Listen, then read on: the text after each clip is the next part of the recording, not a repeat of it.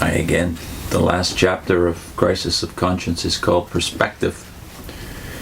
There is an appendix after it, but this, of course, gives you the recap, the thoughts of Ray Franz as of 1983, at the beginning of his journey outside the Watchtower.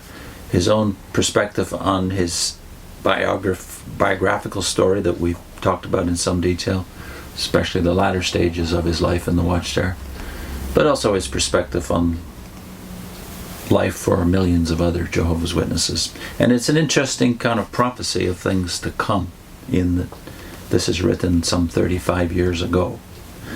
He begins it by reading from the New International Version translation of 2 Corinthians 4:16 to 18, which reads like this: "Therefore we do not lose heart.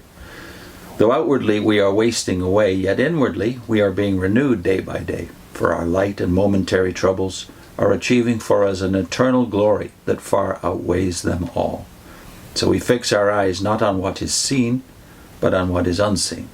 For what is seen is temporary, but what is unseen is eternal."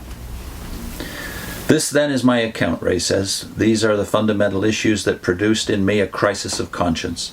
The effect they had, my feelings, my reactions, conclusions reached, are set forth. The reader can assess them for whatever they are worth. Simply put, my question is, how would your own conscience have been affected? What with some 4,000 million people on earth, 4 billion, now 7.3 is it?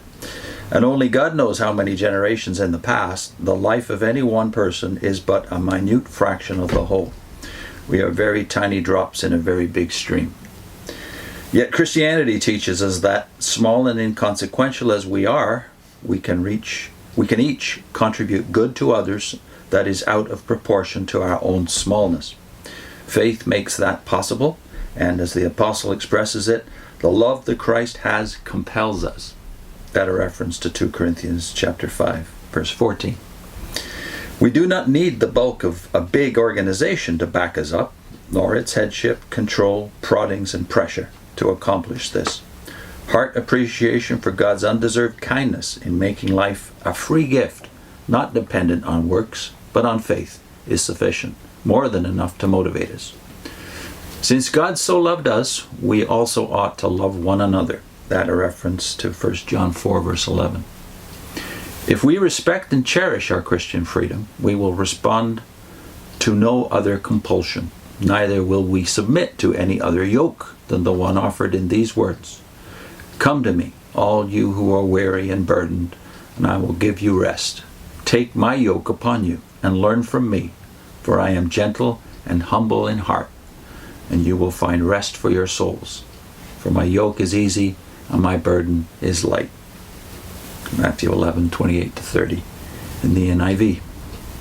I feel certain that when life comes to its close, the only thing that will, in retrospect, bring any true sense of satisfaction is the extent to which life was used to contribute to the welfare of others, primarily spiritually, and secondarily, emotionally, physically, and materially. I cannot believe that ignorance is bliss, or that there is any kindness in encouraging people to live in illusions. Sooner or later, illusion must meet up with reality. The longer it takes for this to happen, the more traumatic the transition brought on by disillusionment can be. I am only glad that it did not take any longer than it did in my own case. That is why I have written what I have written. I have sincerely sought to be accurate throughout the account, based on what has happened already and what has been published and circulated through rumors and gossip. I have no doubt but that effort will be made to disparage the significance of the information. If anything that could be called error, even if it be the difference of one day and a date, the difference of one in a figure, or a misplaced comma in a quotation, misspelled name, or any such mistakes, can be found, I think it entirely likely that there are those who would use such things, or comparable ones, to say, the book is full of errors.